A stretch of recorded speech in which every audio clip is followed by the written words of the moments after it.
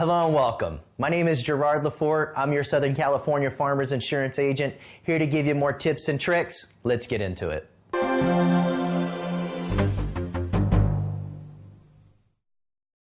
Hello and welcome back. I'm pretty sure you and your family are excited for the wintertime. You're excited for the holidays, just like I am and my family. If you're going on any vacation, you're going to want to take the appropriate steps to make sure your home is safe. So today I'd like to share some of those tips with you. The first thing that you're going to want to do when you're leaving for a vacation, you're going out of town, I love the idea of a key neighbor program. What this is within your neighborhood, do you have somebody that you really get along with? Do you have that one neighbor that you click with? Do you have that one person that you can trust, that if something were happening to your home or to your family, that you can rely on them as a source? I know a lot of people don't, and a lot of people haven't thought about this, but it's something really to consider. What the Key Neighbor program is to have that person when you're away, to make that person aware of what to do in the event that something happens to your home. Perhaps even allow that person to have a key to your home. That way, if you're not there, they have access and they can respond to any emergency that can happen while you're away. That's extremely important. And the next thing that you're going to want to do is make sure that you unplug any unnecessary electronic devices. Now, I'm not telling you to unplug your refrigerator because that wouldn't make any sense. But there's some things that are going to draw power while you're away that just are unnecessary and going to cost you more money in the long run. So what are some of the things that if you unplug could eliminate exposure such as a fire while you're gone? If you have any of those items within your house, just make sure you go ahead and shut those off and turn them back on when you return. The next thing that you're going to want to do is make sure you clean out your refrigerator. Make sure you clean out your garbage disposal. Get rid of all the trash in the house. I'm pretty sure the last thing that you want to come back from on a vacation is that foul odor, that smell that's been sitting in your house for several days. That's not going to be pleasant. So why don't you just go ahead and do your homework ahead of time and get rid of those things.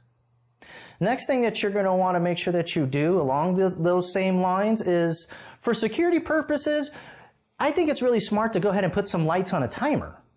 That way it seems as if somebody's at your house and it doesn't seem to just be a target for the burglars that are out there. It is the holiday season, and this is something that's extremely important to make sure that your home is protected while you're away. Now, while you're also away, a big thing to do is actually to lower your thermostat to 50 degrees. You're not home, that's going to be the optimal temperature to prevent or to help prevent any bursting pipes while you're gone. Next thing that we want to do is just make sure you turn off your hot water supply and drain your toilets. What this is going to allow you to do is to make sure that your water lines in the house aren't full of water. That can help you if there's any freezing or if a pipe bursts. It's going to eliminate the potential damage that you can have as a result from that.